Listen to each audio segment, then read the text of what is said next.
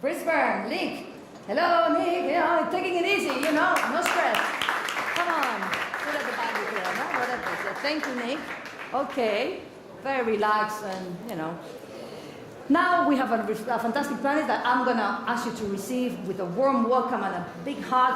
And they are. Are you ready, guys, at the back? Yes, you're ready, Alex. Okay, well, he is the founder and COO of X.AI, an artificial intelligence-powered personal assistant that schedules meetings for you. Cool. And he is Alex Poon. Welcome, Alex. Applause for Alex. We also have the Managing Director and Lead of Advanced Analytics at Accenture. She is Isabel Fernandez. Isabel? She's not ready, so keep that for later. Forget about Isabel. Put on those glasses from Men in Black. Forget it. And do we have... is he ready? Oh, okay, that's it. That's the problem with, we rehearsed it many times, huh? And we have the IT Director at Ineco, Ignacio Martinez. Yes, he's ready. Ignacio, come on. Welcome.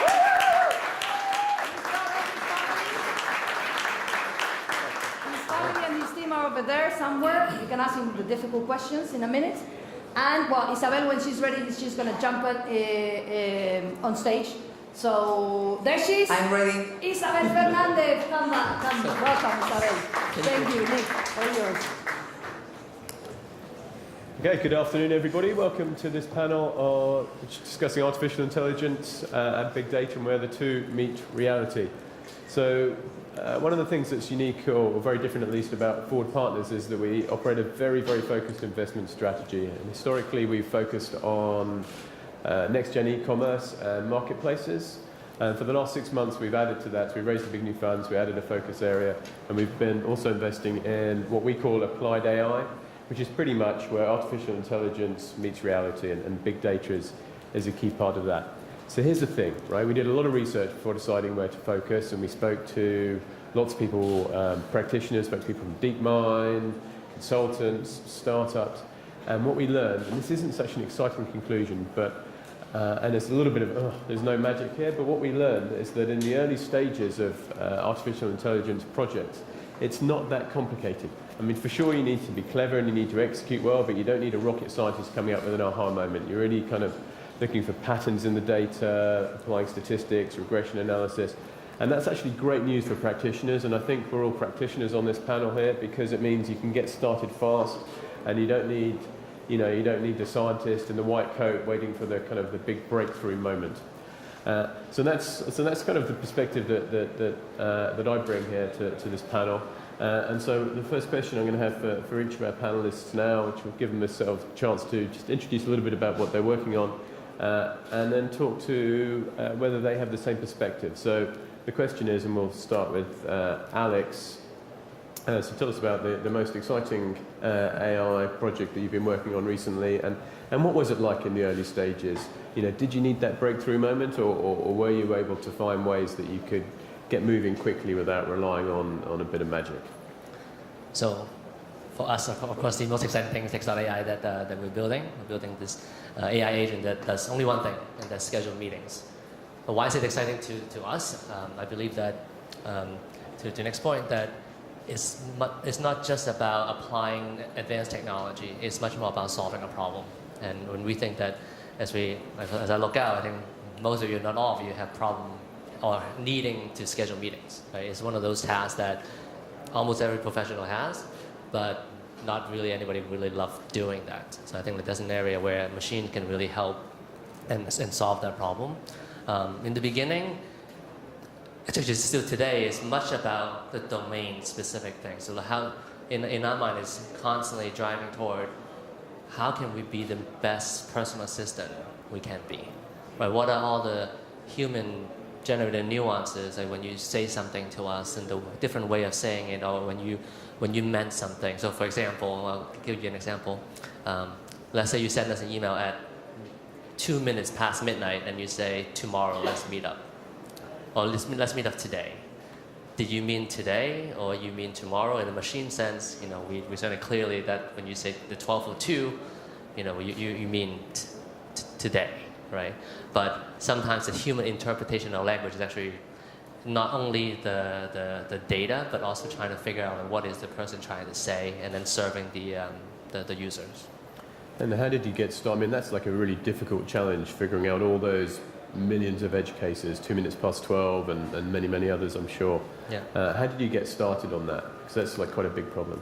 Yeah, so again, we started out to really feel the problem, understand how the use case really worked. Our minimal product is that we did it ourselves as humans. We try to be human assistants by understanding and conversing and trying to actually solve the problem. We quickly can do it manually and then quickly categorize the set of use cases, the set of machine learning categories that we need to solve, the type of entities we need to extract from the conversation, so that I really learn from the real life examples that we gather. So doing it manually is actually a really common pattern for starting to build artificial intelligence businesses. And Ignacio, same question for you? I agree with you that usually the technology at the beginning is not like as magic, as you said, but eventually gain momentum, and at the end is becoming more sophisticated. But we have different projects with different stages of maturity. For example, we apply artificial intelligence in the transportation sector regarding predictive maintenance and the railway sector. Or we use to analyze different texts in different contexts, for example, to assess the success probability of a bid or something like that. And also the chatbots, we use them to interact with clients in different ways. We are experimenting with that. But one of the most important things that we have created using artificial intelligence is in the field of smart cities, right? We have developed this solution, which is, well, it's called Hidden Echo. It's a specific smart city solution, a platform, an IoT platform, that uses all the information that we take from the users, in this case, the people that is moving around in the city, like GPS anonymous data, similar to Google, and we use the artificial intelligence in that area to identify the patterns of mobility in the city. But we also use artificial intelligence algorithms in another stage of the project, which is the prediction of the mobility in the city, which is what we focus on, because we want to make things smarter, not just connected cities like they are in, we talk about smart cities, but at the end of the day, we have a lot of sensors, BI dashboard, and all the information available to the operators of the platform. But what we want to create is a real predictive platform using machine learning algorithms, predicting what is going to happen based on the historical data of the platform, with all the different simulations that we can run, all the different scenarios, we store them, and using machine learning, we can take a similar result of our simulations in the real world and give a prediction with a high level of detail in half an hour or in an hour. It depends on the threshold that you want to use. So the operator will be able to act upon the city and modify things in order to avoid a traffic jam, for example. But ideally, in the future, it's going to be fully automatic. So if you allow the platform to undertake those simulations and use the algorithms with the machine learning protocol, it will change all the traffic lights, all the different elements available to the city in order to avoid or to minimize the problems of a future traffic jam or a future congestion in any area of the city. Well, so congestion is a big problem to solve. So yeah, well, the question I'm dying to ask now, though, is how quickly is it going to get better? And when are you coming to London? No problem. But I mean, so how quickly can we expect these systems to be rolled out? And will it see a reduction in traffic jams, or how will it play out? Well, technology is there. I mean, it's almost a commodity. The artificial intelligence is so easy to implement, this almost a commodity now. So the problem is not just technology, the problem is just to put every single actor in the same direction. Because you can have a city with all the sensors, but not the brain, or you can have the platform working, but you have to combine the authorities to allow an automatic platform to undertake the changes in the policy, and you have to fight against with the experts. So that's something we see a lot. You can use artificial intelligence to work out what the answer should be, but then you need to make sure people implement that effectively, otherwise it doesn't actually get you any further forward. And Isabel, same question for you. What have you been working on that's exciting in this space?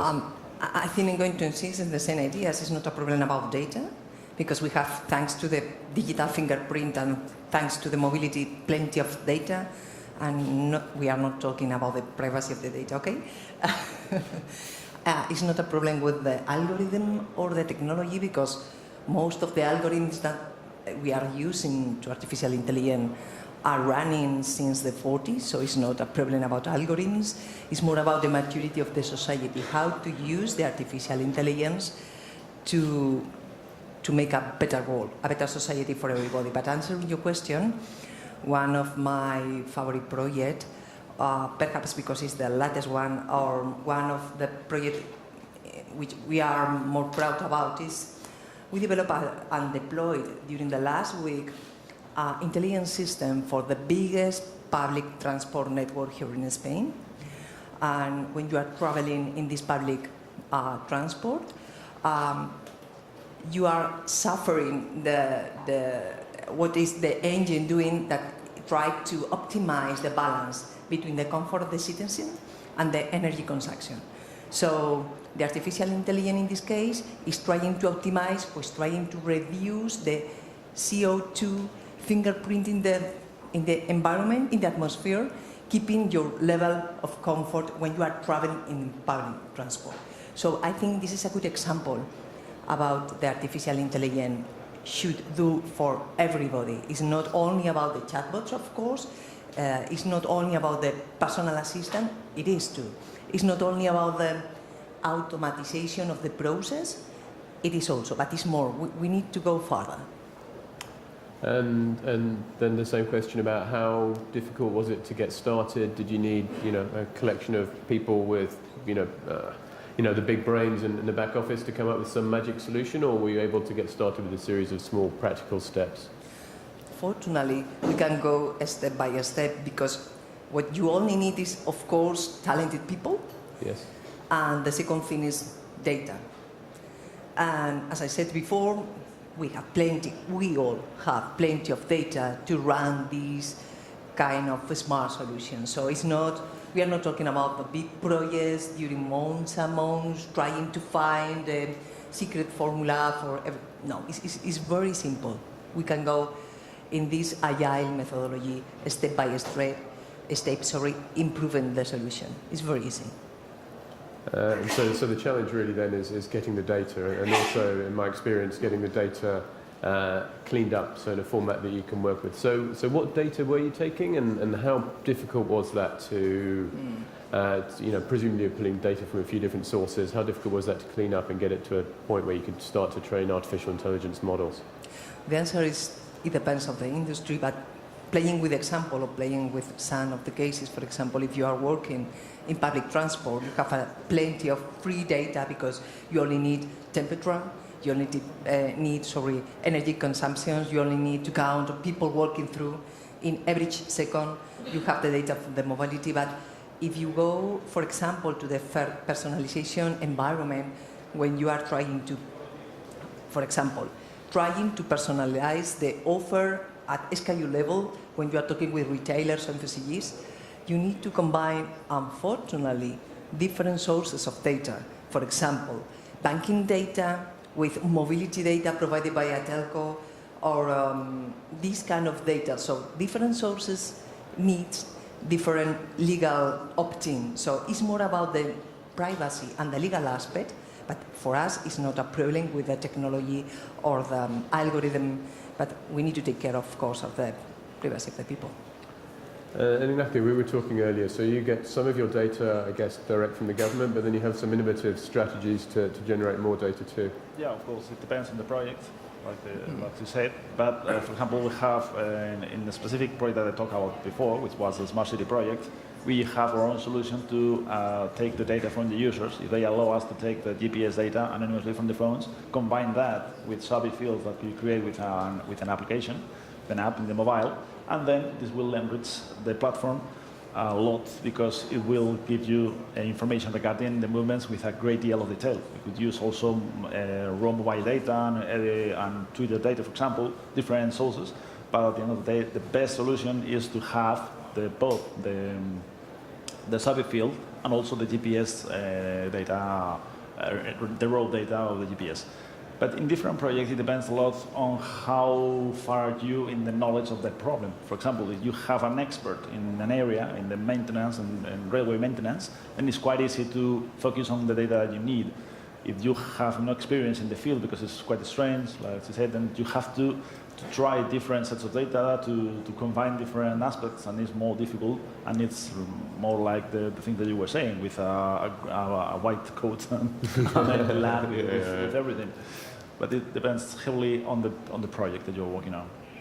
Yeah, it's an interesting point, actually, that kind of the more you have an understanding of your sector and a good hypothesis of what the final solution would be, the less data you need and the easier everything gets, provided your hypothesis is right. Yeah. But tell me, so you've persuaded some consumers to have your software running on their phones and giving you data, but people don't just do that for nothing, do they? How did you manage to get your software to everyone's phones? We appeal to the good heart of everybody, so they will allow us to use the data, because at the end of the day they are going to have a better city. But being more honest, well, what we give them is not money, but we give them information. For example, it's interesting for you as a private transport user to know if you are going to arrive earlier or late than the medium citizen in your own area. So it gives you context on your patterns. That is what the user receives, and what the user gives you is the information of the movement, so you can aggregate everything and then have all the information. A good example is what Google does with Google Maps. They use that to create all the traffic conditions in the city. We use, more than the traffic conditions in the city, which is also important, all the patterns, the origins and destination movements around the day of a whole city, so we can plan the city better, and also we can feed the platform with the information so we can predict the traffic jams and in order to avoid them. Right. Which is cool.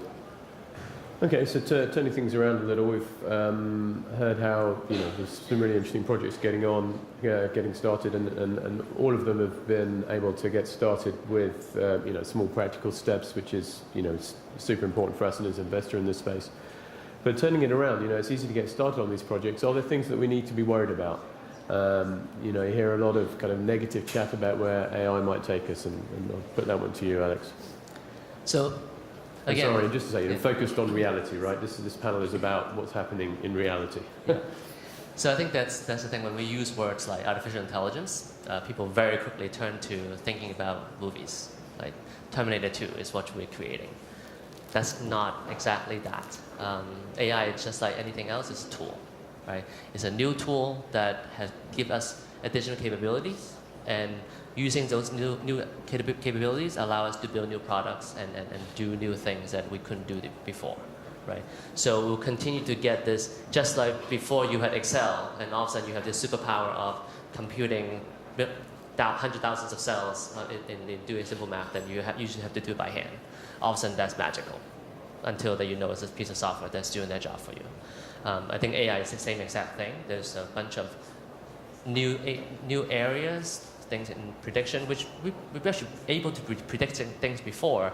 We're just better at it now, using some of these new algorithms, new ways to manipulate data, new way to recommend things to you, being able to more accurately recommend things to you, right? Or being able to have more actual natural language type conversation with you on a limited basis. So I think that's where you will see a lot of the various industry and companies are going, is that using these new tools give you better capabilities, save you more time. It's definitely what we do at X.AI.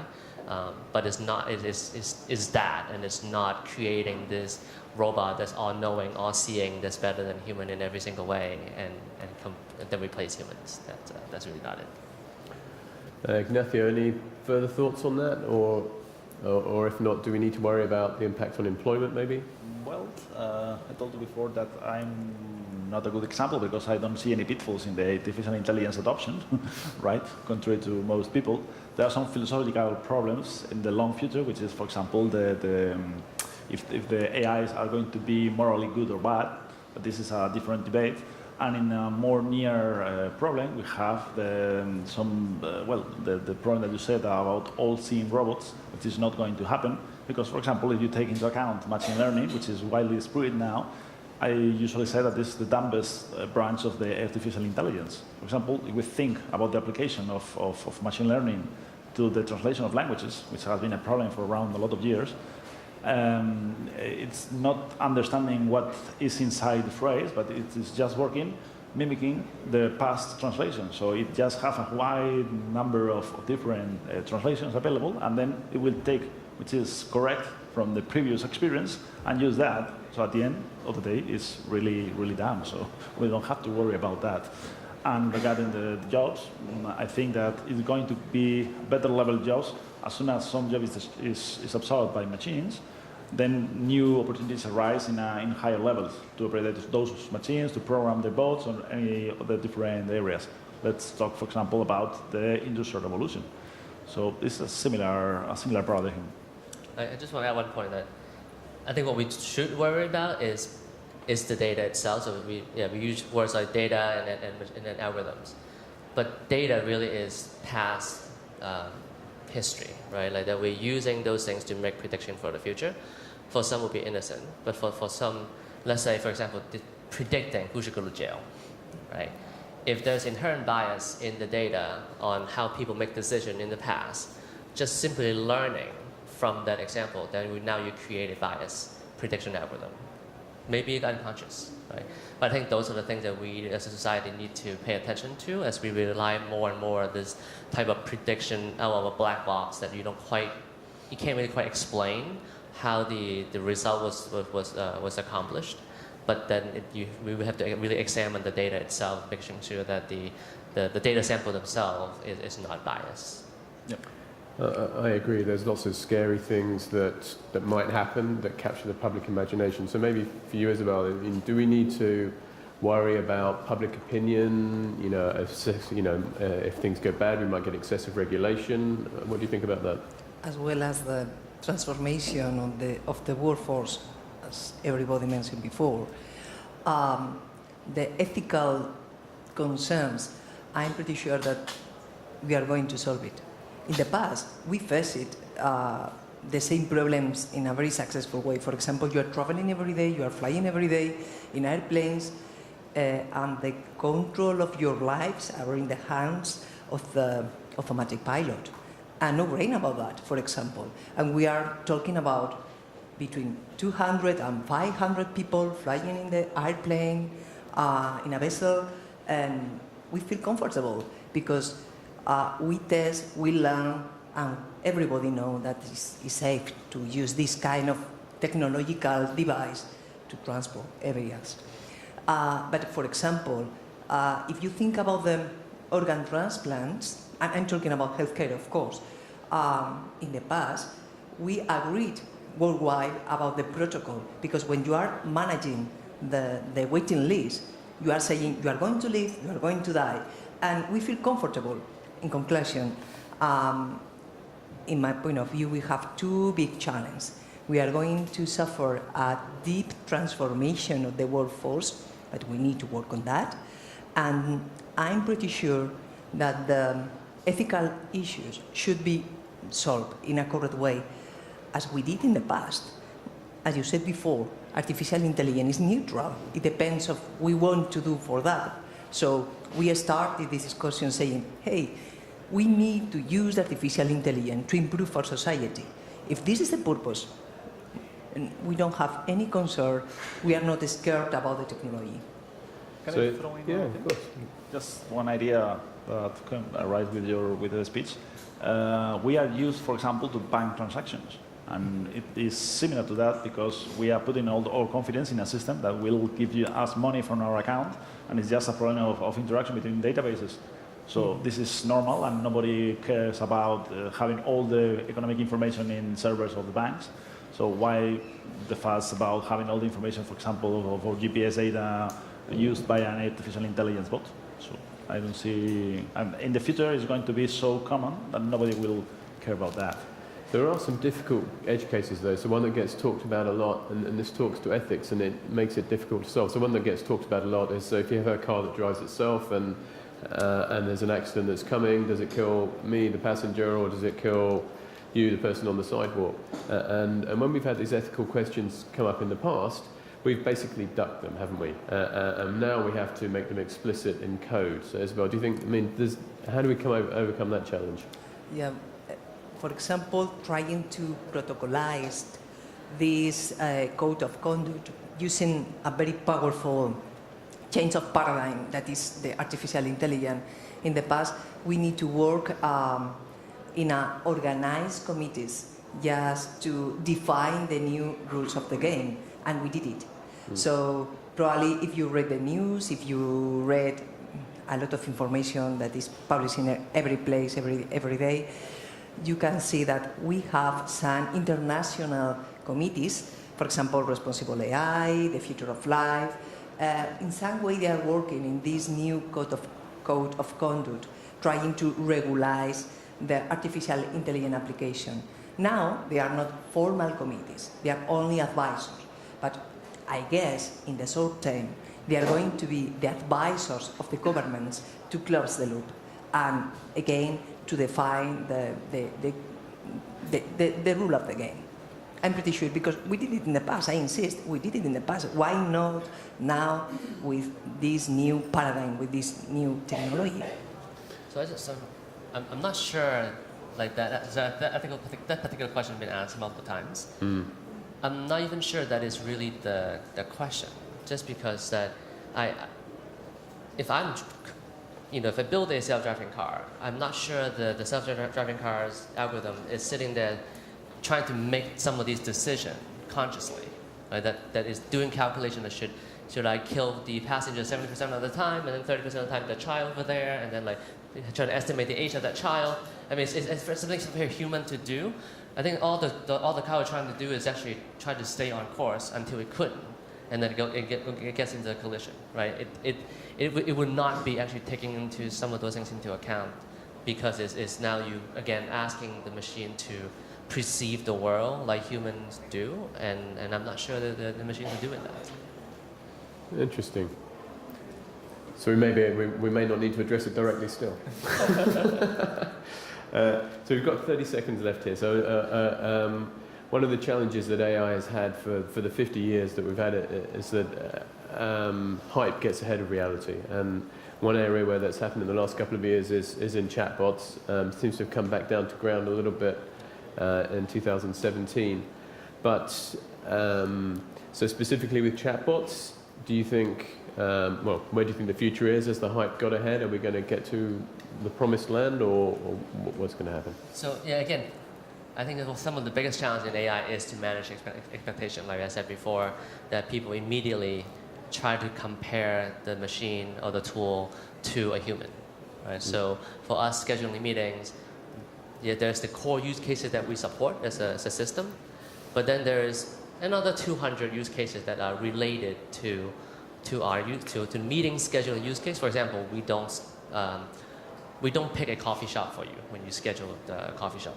You can imagine that as an assistant that you would expect the machine to pick the coffee shop for you. But that's not one, right? There's 200, 500 use cases that people might want to and expect. I think for us is very much is about solving that in a design perspective, that communicating clearly back to the user what is possible, what was not possible, what do we understand, what we didn't, and then being able to have that more. It really is a new interface, right? Like for example, if I talk to my Amazon Alexa at home, I figure out that I'm not really saying natural language to Alexa. I learned some of the way I would phrase it so that it will play my Pandora station specifically the way I want it to be. It took me a few trial and error, but I learned to adapt to this simpler. I didn't have to learn new gesture or ways to type commands. But so it's a simpler set of commands, but it's not sort of perfect commands that you can just say whatever you want and the machine just act as it requires. And I think for us, it's going to be a very, very long way to go to getting to the point where we have full, not just language understanding, but actually be able to do the decision-making required that humans expect in full use cases. I'm a big believer on having a vertical, defining the vertical. So again, we do nothing but schedule meetings. So we do not tell you what the weather is. We don't tell you jokes. We don't really do anything else except whenever you want to say, figure out you want to meet sometime for coffee in the next 2 weeks, we'll negotiate those times. So the way to avoid the hype really is to just be realistic with the expectations that we're setting, is ultimately what we're saying. Yeah, it's communication and design. Yeah. Listen, so we're out of time. So leaves me to say thank you to Isabel, Ignacio, and to Alex. If you give me a round of applause, please. Thank you. Okay, thank you. Thank you, everybody. Thank you. And thank you to